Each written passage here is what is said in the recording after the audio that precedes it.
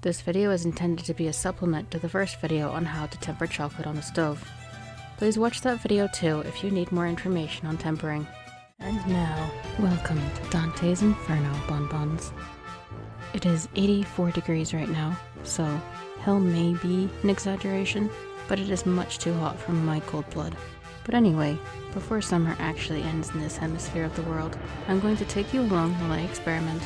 I'm looking for the best way to temper in a kitchen environment where the temperature is above 70 degrees Fahrenheit. This toothpick is going to help create a gap between the bowl and the pot so that the steam doesn't build up underneath. The steam will burn you when you remove the bowl, so keep your hands away from the gap. First, you need to chop and melt your chocolate like usual. The chocolate will be softer at warmer temperatures and easier to cut up. That also means that it's easier for your hands to slip while chopping. Putting your blood and sweat into what you make should only be a euphemism and not ever a reality.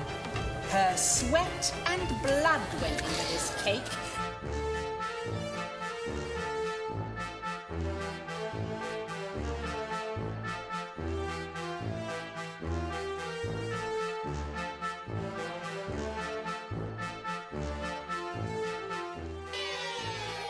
Back to our irregularly scheduled program, don't forget to reserve 20% of the chocolate for seeding for later. Bring the main chocolate up to the correct temperature for the type that you're working with. The temperatures are listed in the description.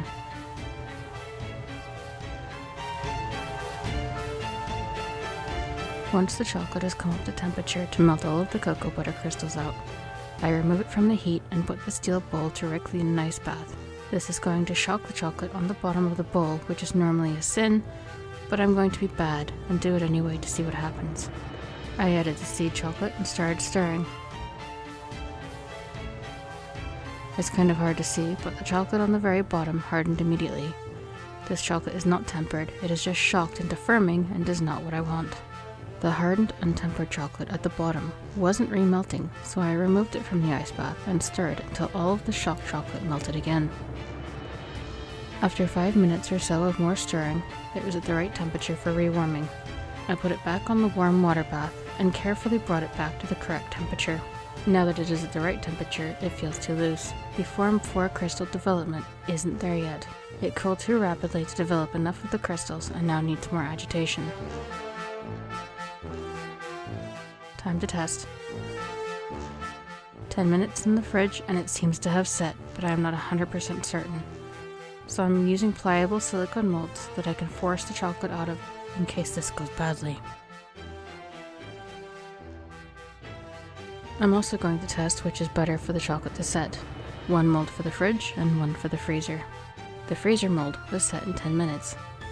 It's melting immediately because my hands are hot, but the surface was uniform. No swirls of separating cacao fat, and as you can see from the snap test, it is tempered. The fridge mold looks good on the surface, but snapping it reveals that the inside is not set. It is much easier to snap and is a paler brown on the inside. This indicates that it doesn't have the correct crystal structure. You'll be able to see this better in the second experiment, where the camera actually focused. I rewarmed the chocolate just like before, and it is now ready for round 2. This time, I'm using a glass bowl to insulate the chocolate in the ice bath. Glass is a better insulator, so I'm hoping that it won't shock the chocolate. The downside to this method is that I have to transfer the chocolate from the steel bowl to the glass one and then back again. Whatever you do, do not heat the glass and then rapidly cool it. The glass can crack from the sudden temperature difference. This is called shocking the glass, and it is far worse than shocking the chocolate. Not even Pyrex is meant to take this kind of abuse.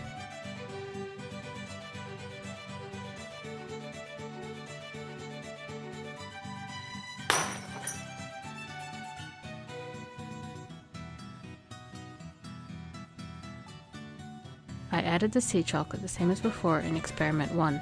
Once it's mostly melted, it goes into the ice bath. There doesn't appear to be any shocking of the chocolate happening in the bath, so I will call that a success so far.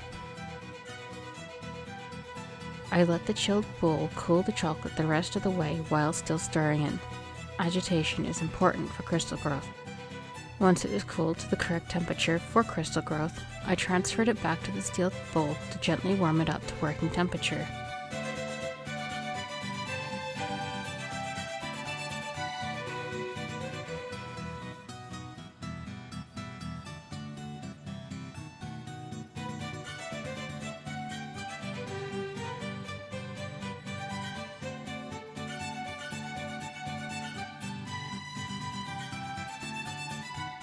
always test for temper.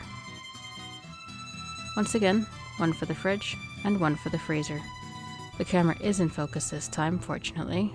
It is the same results as previously. The fridge mold requires much longer than 10 minutes to set. This is the mold that was in the fridge, and this is what it looks like when it is in temper, but hasn't fully crystallized yet. If I put it back in the fridge for another hour, you can see that it finished setting. It will not finish crystallizing like this at any temperature if it is not in temper. This is the one from the freezer, and you can see it's set up just fine. It's uniform in color and snaps nicely. This time, I froze the seed chocolate for several hours. I returned the previous chocolate to the correct temperature and then retrieved the frozen seed chocolate. If you use this method, don't take the seed chocolate out of the freezer until right before you use it. Condensation will occur after just a few minutes outside of the freezer. I will say it again, moisture will seize your chocolate. Condensation is water pulled from the air by cold surfaces. And now, it's rinse and repeat time again. Test for temper, and then pour a mold for the fridge and a mold for the freezer with the same results as previously. This method worked extraordinarily well. This is fortunate since now it is the end of the day and starting to cool off, which would render any further experimentation invalid. I hope this was helpful to at least some of you.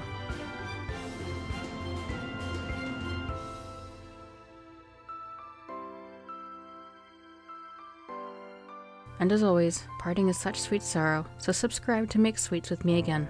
Bye bye bonbons.